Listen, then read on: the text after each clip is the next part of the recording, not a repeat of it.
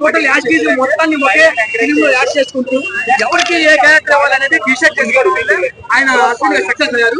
So interval లాగా కొంచెం స్టోరీని అప్పుడే రివీల్ కాదు, ఇంటర్వ్యూల్ తర్వాత చాలా ఫిక్స్ స్టేజ్కి వెళ్ళిపోతుంది. ఇంటర్వ్యూల్ తర్వాత స్టోరీ మొత్తం ఫిక్స్ స్టేజ్కి వెళ్ళిపోతుంది. అసలు నాట్ ఎక్స్పెక్టేషన్స్ అవుట్ ఆఫ్, అసలు మనుషులు ఎవరు ఎక్స్పెక్టేషన్ చేయలేరు. ఇంటర్వ్యూల్ తర్వాత టోటల్ గా అవుట్ ఆఫ్ చేంజ్ అవుతుంది. అంటే మనం అవతార్ సినిమా చూసినప్పుడు ప్రత్యేకంగా ఏదో ప్రపంచం ఉంది మనము చూడలేదు, ఇటువంటి ప్రపంచం అన్నప్పుడు జామ్స్ కెమెరామన్ గారు ఒక ప్రపంచం ఉందని మనకు చూపించారు. ఆ తర్వాత రాజమౌళి గారు ఆస్కర్ తోటి మన ప్రపంచంలో ఒక జెండా బాధితే అశ్విన్ గారు ఇంగ్లీష్ వాళ్ళ మొత్తంలో కూడా మన ఒక తెలుగు వాడు ఉన్నారా జెండా బాధ్యత.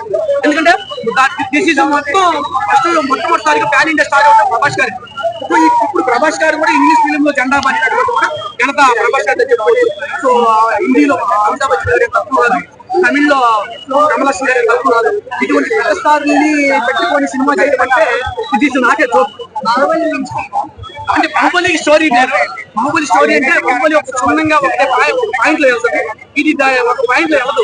నేను రామాయణంలో అర్జునుడు, భీమునుడు, నకులుడు, సహాదేవుడు చూసినప్పుడు, శ్రీకృష్ణుడు ఈ పాండవ వనవాసం చూసినప్పుడు అటువంటి మనం ఎప్పుడు పాండవ వనవాసం మనం ఎన్టీ రామారావు సినిమాలు చూసాం, కానీ పాండవ వనవాసం ఎన్ని సినిమాలు వేరు. ఇక్కడ అన్ని కలిపి పెట్టండి. కలియుగం అంటే మన కలియుగంలో మానవ నిర్మితమైనటువంటి స్టార్టింగ్ నుంచి కూడా చెట్టు చివరి దాకా కూడా మొత్తం స్టోరీని ఇందులో నింపేశాడు. నేను అది చాలా హ్యాపీగా. నేను అన్ని క్యారెక్టర్లో కూడా అమితాబ్ బచ్చన్ గారికి నేను పెద్ద అభిమాని.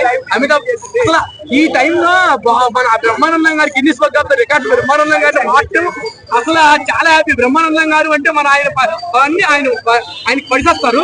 బ్రహ్మానందం గారు సీన్స్ అట్లా ఆయన కేటీటీ సినిమా మొత్తం మాట్లాడంటే చాలా హ్యాపీగా ఫీల్ అయ్యారు. చాలా అభిమాని బ్రహ్మానందం గారికి. సో ప్రభాస్ గారి విధానం కానీ టోటల్ గా ఎంత పెద్ద సినిమా చేస్తారని నేను ఎక్స్పెక్ట్ చేయలేదు. కానీ నేను ట్రైలర్ రిలీజ్ అయినప్పుడు ఫస్ట్ లుక్ వెళ్ళిన నా ఎక్స్పెక్టేషన్ దగ్గరలో ఉంది.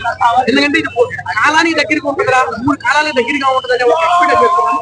టోటల్ గా సూపర్ మూవీ మాత్రం బ్లాక్ బస్టర్. అది మాత్రం చూడదగినటువంటి అంశం. ప్రతి ఒక్కరు కూడా చూడదగిన చూడండి. ఎందుకంటే ఇందులో ఒక మాస్ ఉంది, క్లాస్ ఉంది, మాసు క్లాసు. మళ్ళా హీరోయిన్ ఎలా చూపించాలి, హీరోయిన్ ప్రెగ్నెంట్ అంటే రాబోయే రోజుల్లో కలియుగం అంతరించిపోతున్నారు కదా, ఆ పదం కూడా ఇందులో జోడించుంది. రాబోయే రోజుల్లో కలియుగం అంతరించిపోద్ది. మన పుస్తకాల్లో నిర్మించడం చాలా హిస్టారికల్ ఫిలిం పుస్తకాల్లో ఉంటుంది. ఎందుకు అంతరించిపోద్ది?